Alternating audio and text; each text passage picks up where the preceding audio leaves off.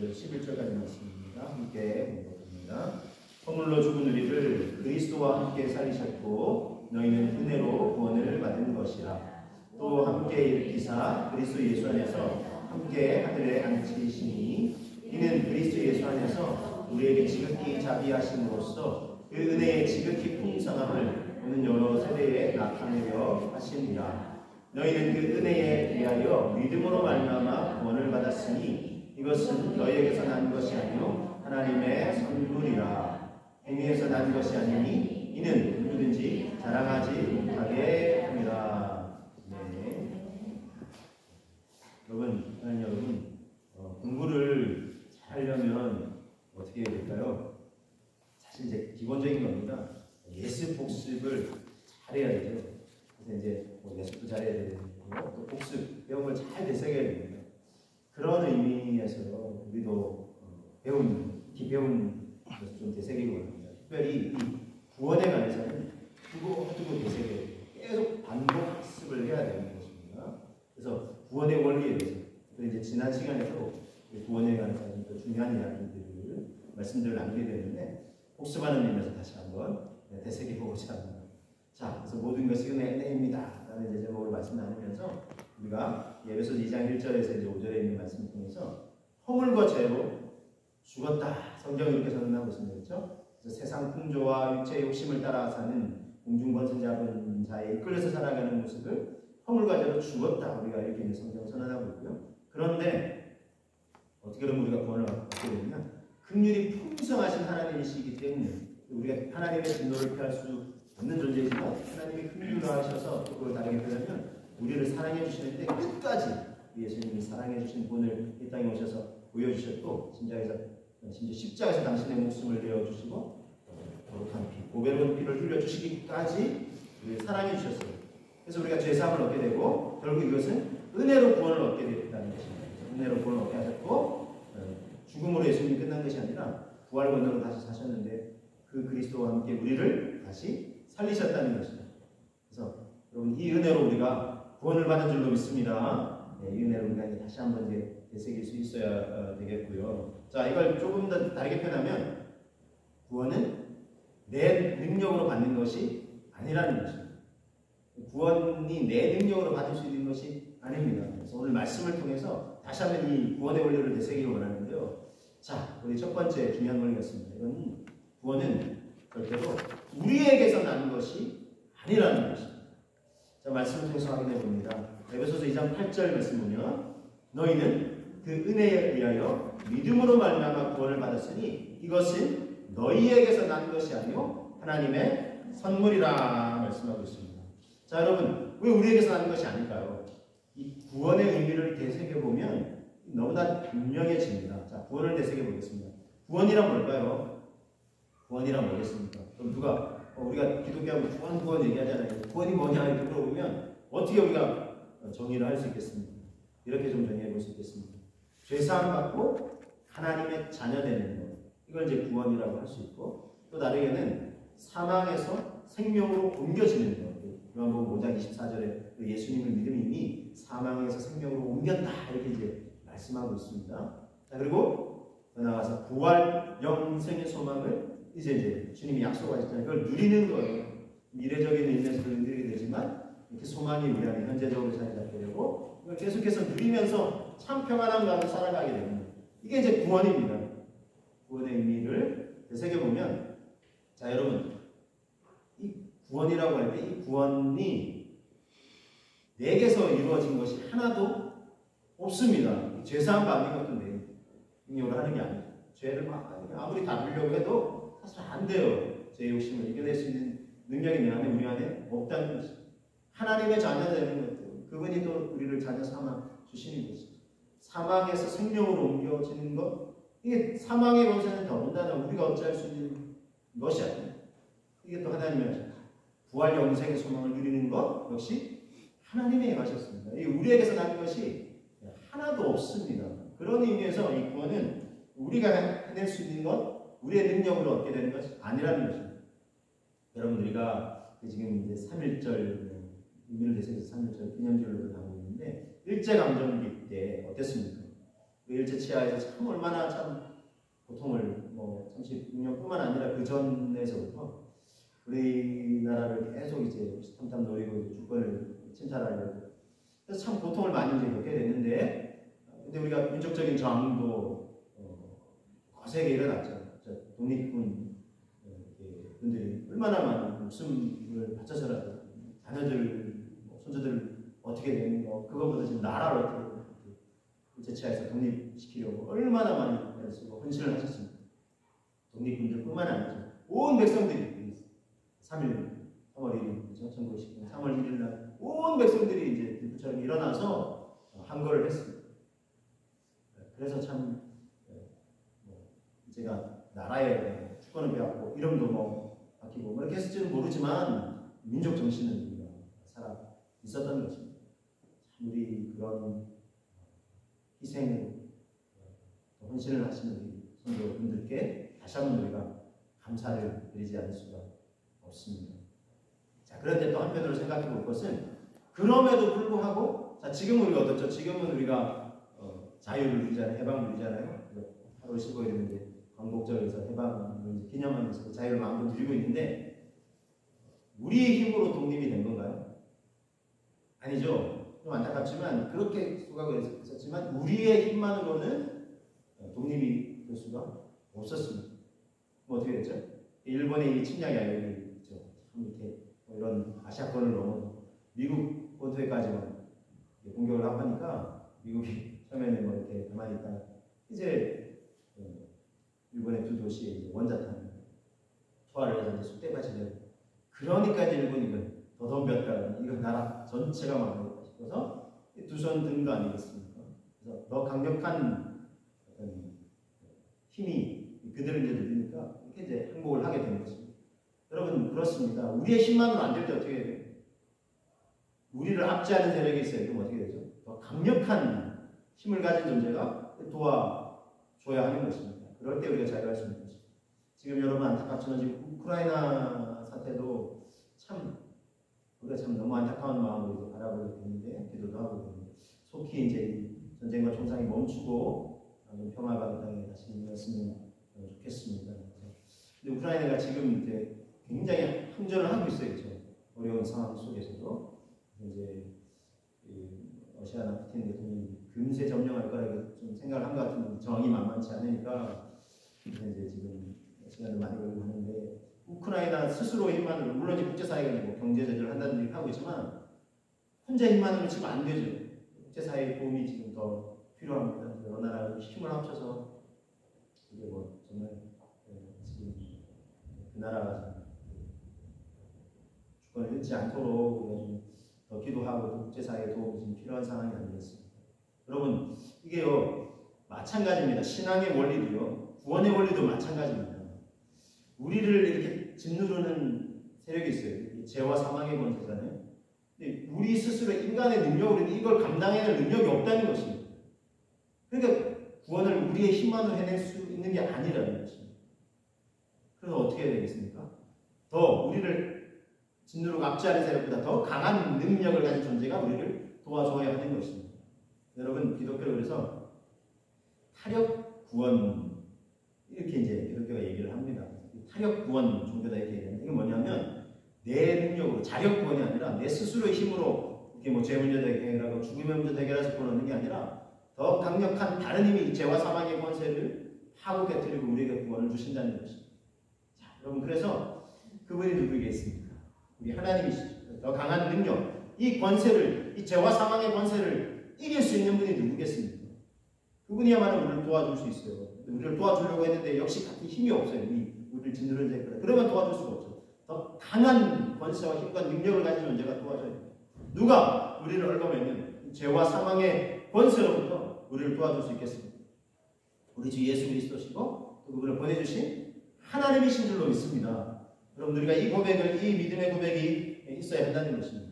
그래서 여러분 구체적으로는 하나님이 보내신 그리스도의 의미가 뭐라고 말씀드렸습니까? 하나님이 우리의 인류의 구원을 위해서 택하여 기름부어 보내신 분, 즉 예수 그리스도, 예수님을 그리스도라고 고백합니다. 그래서 이 예수 그리스도만이 죄와 사망의 권세를 깨뜨리시고 우리에게 진정한 구원을 주실 수 있으신 분이시라는 것입니다. 자, 말씀을 통해서 우리가 확인하고 되새깁니다. 에베소서 2장에서 5절에서 7절까지 말씀을 드는데 함께 한번 되새겨 보겠습니다. 허물로 죽은 우리를 그리스도와 함께 살리셨고 너희는 은혜로 구원을 받은 것이라.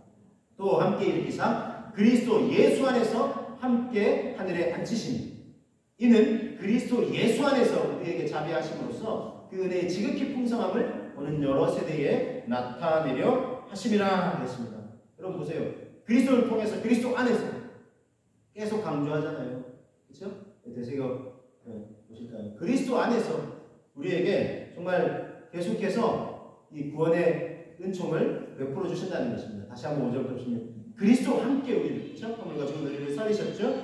그리고 그리스도 예수 안에서 함께 하늘을 앉히셨고 그리스도 예수 안에서 우리에게 자비를 베풀어 주시고 풍성한 구원의 은혜를 베풀어 주셨다는 것입니다. 오직 예수 그리스도 죄와 사망의 권세에서 우리를 건지시고 구원하실 분 오직 예수 그리스도밖에 없음을 다시 한번 믿음으로 고백하시는 저와 여러분들 되시기를 주님의 이름으로 축복합니다. 자, 구원의 원리에 대해서 또 되새길 두 번째가 있어요. 그래서 우리의 힘으로 하는 게 아니라 그랬죠? 예수 그리스도를 우리가 믿음으로 걸어놓게 되는데 그래서 이것을 이렇게 정리할 수 있어요. 하나님이 베푸신 선물이라는 거예요. 하나님이 베푸신 선물입니다. 자, 말씀을 통해서 확인해 볼게요. 에베소서 2장 8절의 말씀, 이 말씀을 같이 한번 고백해 보겠습니다. 너희는 그 은혜에 의하여 믿음으로 말미암아 구원을 받았으니 이것은 너희에게서 난 것이 아니요 하나님의 선물이라 그랬습니다. 자, 우리에게 난 게 아니라 첫 번째 말씀드렸고 이것을 두 번째는 하나님의 선물이라는 거예요. 자, 선물에 담긴 의미를 좀 되새겨볼 필요가 있어요. 이것도 제가 세 가지로 좀 정리를 해드릴게요. 먼저는요, 값없이 받고 누리게 하셨다는 거예요. 여러분, 선물이라는 게 뭐겠어요? 받는 사람 입장에서는 내가 값을 지불하는 게 선물이 아니죠. 내가 만약에 값을 지불해서 받는 거면 선물이 아닙니다. 그렇죠? 이거는 내가 대가를 지불하고 사는 거지 선물이 아니잖아요. 선물은 값없이 우리가 받고 누리는 것입니다. 자, 이 의미를 되새겨야 되고요. 두 번째는요, 믿음으로 이 구원의 선물을 받아야 한다는 것입니다. 자, 무슨 의미냐면 선물을 주는 존재가 있어요. 그럼 이제 받는 입장에서는 이걸 믿어야 된다는 거예요. 의심하면 안 돼요. 이거 귀한 거 같은데 저한테 정말 주시는 거 맞아요? 에이, 지금 농담하시는 거죠? 에이, 그냥 거저 그냥 한번 얘기해 보시는 거죠? 에이. 이러면서 만약에 안 믿으면 어떻게 될까요? 선물을 주려고 했던 사람이 어떤 생각이 들겠어요? 아, 이거 정말 드리는 거 맞습니다. 받아주세요. 이렇게 했는데도 에이, 농담하지 마세요. 아, 이 귀한 걸 어떻게 저한테 거저 주신다고? 말도 안 돼요. 그래서 계속해서 의심을 하고 안 받으려고 하면 어떻게 돼요? 그러면 주려고 했던 사람도 내 진심을 못 알아주네 하면서 주려고 했다가 걷어갈 수도 있는 것입니다. 그러니까 받는 입장에서는 믿음이 필요한다는 거예요. 아, 이분이 정말 나에게 선물을 주시는 거 맞구나 하면서 그래서 우리가 믿음으로 이제 구원의 선물을 받아서 누릴 수 있어야 한다는 것입니다. 또 한 가지 원리가 더 있습니다. 말씀을 확인해 볼게요. 에베소 2장 8절입니다. 너희는 그 은혜에 의하여 믿음으로 말미암아 구원을 받았으니 이것은 너희에게서 나는 것이 아니요 하나님의 선물이라 그랬어요. 보세요. 믿음으로 말미암아 구원을 받았다 그랬어요. 하나님의 은혜의 선물을 베풀어 주시는데 우리는 믿음으로 화답해야 된다는 것입니다. 그렇다고 이게 우리의 공격, 그럼 내가 믿었으니까 그게 아니죠. 주는 존재가 먼저 있으니까, 선행하는 존재가 있으니까 우리가 믿음으로 취할 뿐입니다. 그래서 이것도 은혜라고, 믿음도 사실은 은혜의 작용으로 믿음을 고백하게 되는 것입니다. 자, 그래서 우리가 이 믿음으로 이걸 취해야 되고, 세 번째 있습니다. 선물을 받을 때 필요한. 그래서 세 번째, 선물의 가치를 알아야 한다는 것입니다. 자, 이게 무슨 의미냐면, 자, 보세요. 공짜잖아요, 선물은. 일단 우리 받는 입장에서는. 그러니까 어떻게 생각할 수 있어요? 가치가 없는 거 아니냐, 저 사람이 그냥 자기한테 필요 없는가 보다 하고 혹시 가치 없게 여기서는 안 된다는 것입니다. 받는 입장에서는 공짜지만 주는 입장에서는 어떻습니까? 이게 만약에 귀한 거면 좀 값어치가 나가는 거면 그 값어치를 지불한 거예요. 대가를 지불을 한 겁니다. 그리고 뭐 포장 이쁘게 하든지 어쨌든 정성이 담기는 거예요. 근데 이 가치를 알아줄 때 주는 존재도 기쁘고 받는 사람도 행복하게 되는 것입니다. 이게 선순환이 일어나게 되는 것입니다. 그래서 가치를 못 알아주면 주는 사람이 아이씨, 내가 귀한 그 값을 지불하고 대가를 지불하고 주는 건데 그 가치를 못 알아주네? 이러면 굉장히 이제 서운할 수 있게 되는 거죠. 자, 그러면 주님이 구원이라는 선물이라고 그랬잖아요. 이걸 주시기 위해서 어떤 대가를 지불하셨습니까? 바로 이 대가를 지불하셨죠. 에베소서 1장 7절입니다. 우리는 그리스도 안에서 그의 은혜의 풍성함을 따라 그의 피로 말미암아 속량 곧 죄사함을 받았느니라. 자 보세요. 받는 우리는 공짜지만 주는 쪽에서는 엄청난 값을 지불했어요. 예수 그리스도의 피값을 지불하셨다. 목숨값을 지불하셨어요. 그래서 여러분 이 선물의 가치도 알아야 되지만 하나님 우리에게 선물을 주시잖아요. 우리를 정말 가치 있게 여겨주신다는 거예요. 여러분 가치는 어떻게 매겨집니까? 가치는 자 어떤 예를 들면 물건을 예를 들면 이 물건의 가치는 어떻게 매겨집니까? 이 물건을 얻기 위해서 사기 위해서 얼마의 값을 지불했냐 그렇죠? 예를 들면 이제 옷이 있다고 하면 한 10만 원을 지불했다고 치면 이 옷의 가치는 얼마죠? 10만 원짜리라는 짤이라고 표현하잖아요. 10만 원짜리가 되는 거예요. 자 그러면 여러분 나의 가치는 얼마입니까? 우리의 가치는 얼마입니까? 즉 우리를 하나님이 사시기 위해서 어떤 값을 지불하셨습니까? 예수님 목숨값을 지불하셨잖아요. 그렇죠? 그럼 우리는 얼마짜리입니까? 네, 우리는 예수님짜리인 줄로 믿습니다. 할렐루야. 네. 가슴에 한번 손을 대보시고 되새겨 보시고 나는 예수님짜리다.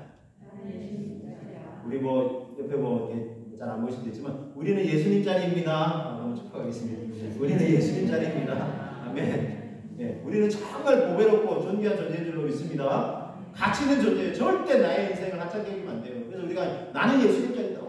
나를 구원하시기 위해서 예수님의 목숨값, 그 십자가에 생기신 그 보배롭이 값을 지불하셨다. 와, 나는 귀한 이게 딱 자리 잡아야 돼요. 그래서 뭐 삶이 좀 어렵든 힘들든 내가 바라고 원하는 것이 뭐 지금 주어지든 안 주어지든 이 자존감이 딱 자리 잡아야 흔들리지 않는 거예요. 그래서 여러분 나는 예수님짜리다. 여러분 이 확신을 가지시기를 주님의 이름으로 축복합니다. 그래서 여러분 구원에 우리가 우리를 위해서 치르신 이 고귀한 인생이 헛되지 않고 계속해서 되새길 수 있어야 되겠습니다. 구원에 관한 원리를 계속해서 이제 되새기고 있는데 한 가지 더 말씀드리겠습니다. 세 번째는요. 누구든지 자랑하지 못한다는 것입니다. 자, 에베소서 2장 8절 9절 말씀을 우리 다시 한번 되새겨 볼게요. 너희는 그 은혜에 의하여 믿음으로 말미암아 구원을 받았으니 이것은 너희에게서 난 것이 아니요 하나님의 선물이라. 그리고 이어지는 9절은요. 행위에서 난 것이 아니니 이는 누구든지 자랑하지 못하게 함이라 그랬어요. 하나님의 선물이라고 그랬죠. 그러면 내 것이 아니고 내가 값 지불한 게 아니죠. 그분이 값을 지불하신 거죠. 하나님이 예수님이 값 지불해 주신 거죠. 우리의 행위에서 이 구원을 얻은 것이 아니기 때문에 결국 자랑도 우리가 해서는 안 된다는 것입니다. 왜냐하면 내가 잘나서 내가 어떤 선행을 많이 쌓아서 포인트를 쌓아서 구원을 얻은 것이 아니기 때문에 결코 자랑할 수 누구든지 자랑할 수 없다는 것입니다. 그래서 만약에 여러분 내가 한 게 아닌데 내가 막 자랑해요. 내가 한 것처럼. 그럼 어떻게 되죠? 꼴불견이죠. 그래서 여러분 조심해야 돼요. 우리가 간증할 때, 감사 고백할 때 은연중에 하나님 그분이 하셨어요. 하지만 내가 기도를 참 많이 했어요. 내가 막 작정기도하고 내가 예수님 열심히 찾고 내가 이렇게 또 이렇게 많은 사람들 돕고 섬기고 했더니 하나님이 이만큼 복 주셨어요. 이렇게 하는데 잘 생각해야 돼요. 여러분. 조심해야 돼요. 하나님이 하신 것은 물론 강조하려는 것도 있지만 은연중에 저도 좀 그랬는데 내가 이렇게 헌신하고 섬겨서 근데 아닌 거죠. 그렇죠? 헌신하고 섬길 수 있는 것도 하나님이 해주신 거고 은혜 주신 거 믿음 주신 거 섬길 수 있는 능력 주신 거 그렇죠? 하나님이 베푸셨다는 거죠. 여러분 세례 요한이 예수님이 앞서서 이제 길을 얘기했잖아요. 세례 요한이 참 이제 광야에서 회개의 세례를 선포하고 수많은 사람들이 몰려왔어요. 수많은 사람들이 추종하고 막 따라요. 자 그런데 자기는 이 세례 요한은 예수님의 길을 예비하는 사명을 받았잖아요. 예수님이 딱 이제 등장하셨어요. 세례 요한이요 어떻게 받았겠습니까? 내가 최고인데 예수님께 사람들이 몰려가면 안 되는데 그렇게 안 했죠. 예수님께 사람들이 참 보라 세상대를 지고 어린 양 하나님의 어린 양을 당합니다. 제자들에게 따르던 제자들에게 직속 제자들에게 저분을 따르게 그렇게 얘기했죠. 자 세례 요한이 그래서 수많은 사람들이 당신이 그분입니까? 우리가 기다리는 그분입니까? 이 질문을 받았을 때 세례 요한이 이렇게 대답했어요. 1장 26절에 27절에 요한이 대답하되 나는 물로 세례를 베풀거니와 너희 가운데 너희가 알지 못하는 한 사람이 섰으니 곧 내 뒤에 오시는 그이라. 나는 그의 신발끈을 풀기도 감당하지 못하겠노라. 신발끈 풀고 매관을 어떻게 돼요?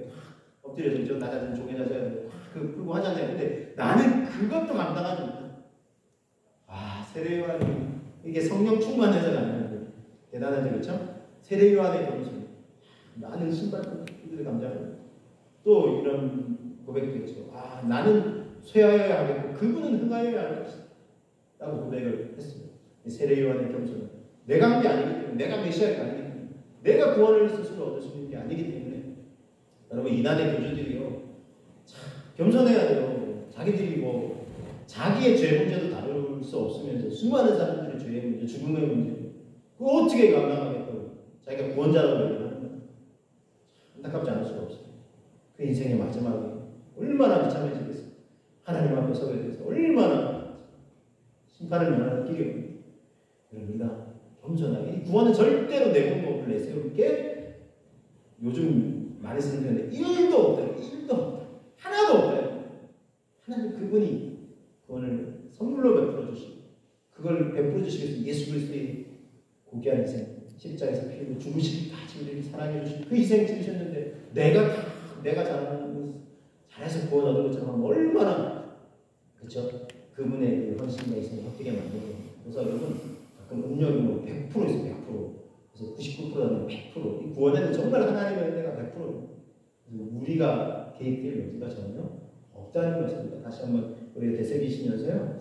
우리 나는 나자지. 왜냐하면 내가 한 게 아니에요. 하나님만 높여드리면 되는 거지. 그런 자세가 우리에게 필요한 줄로 압니다.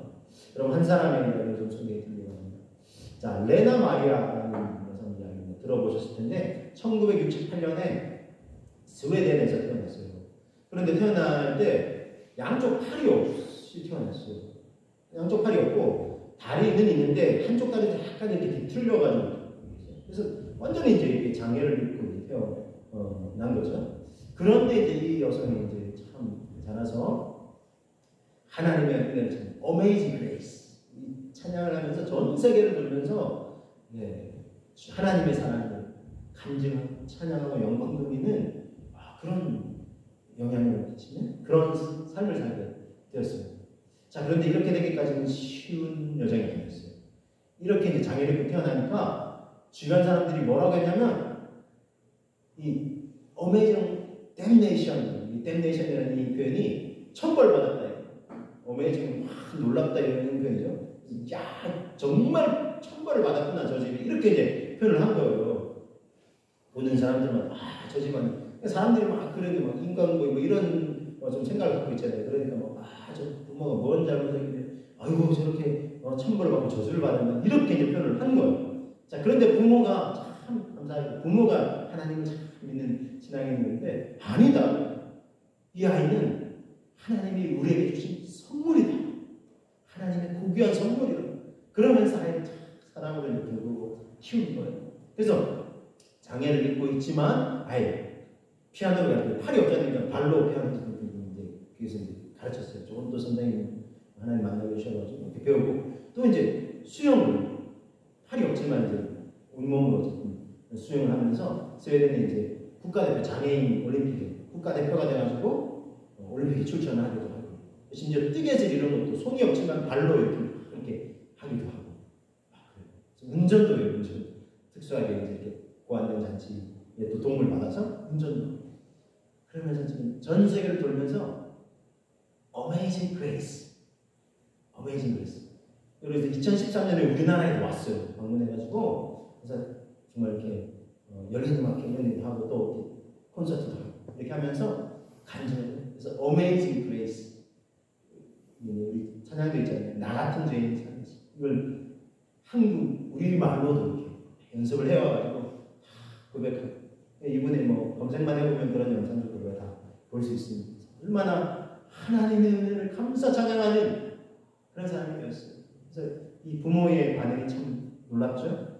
하나님께서 베풀어 주신 구원의 은총과 선물을 되새기는 그 믿음의 가정이고 믿음의 사람들이었기 때문에 이 아이를 보내주신 것도 하나님의 선물이다 이렇게 고백을 한 겁니다. 그러니까 이 레나 마리아도 자기 생각해보세요. 만약에 제가 다시 좀 설명드리면 구원의 은총이 사람에게서 어떤 사람의 공로나 선행을 쌓여서 얻는다 그러면 이 레나 마리아처럼 예를 들면 장애를 입고 태어나서 아예 선행을 자기 능력으로 할 수 없는 사람도 있어요. 그럼 그런 사람은 구원을 못 받는 거예요. 그러면 불공평하죠.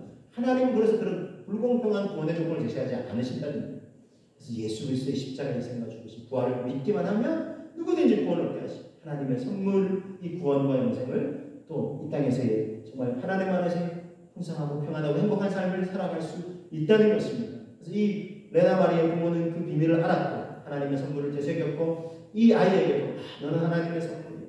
하나님이 우리에게 또 구원의 선물을 베풀어 주시고 너는 구원받은 하나님의 자녀 하면서 너에게 하나님이 또 영원한 생명을 주시고 하나님 나라 소망을 주시고 계속 되새기게 했다는 것입니다. 그러니까 이 여인이 이 불편한 몸을 이끌어서 Amazing Grace 하나님의 은혜를 감사 찬양한 것 아니겠습니까? 여러분 저와 여러분 하나님이 우리에게 베풀어 주신 이 구원의 선물을 되새기시면서 우리 영생의 소망을 되새기시면서 우리의 삶의 환경이나 또 여건들에 대해서 아쉬운 게 있을 수 있어요. 그렇죠? 그리고 좀 원망불평이 있을 수도 있지만 그러나 우리에게 주신 구원의 은총의 선물을 되새긴다면 우리는 어떤 환경과 상황 속에서도 하나님께 감사, 찬송 올려드릴 수 있지 않겠습니까? 그런 저와 여러분들이 되시기를 주님의 이름으로 축복합니다. 자, 여러분 그래서 우리 함께 기도하고 또 하나님께 나가고 하는데 하나님이 베푸신 선물 구원을 되새깁니다. 우리에게서 난 것이 아니라는 되새깁니다. 하나님이 베푸신 선물임을 다시 한번 되새깁니다. 누구든지 자랑하지 않습니다. 하나님이 베푸신 놀라운 은혜의 선물을 감사 찬송하며 나가시는 우리 모두가 되시기를 주님의 이름으로 축복합니다. 기도하겠습니다. 주님 우리가 일어날 수 있게 하여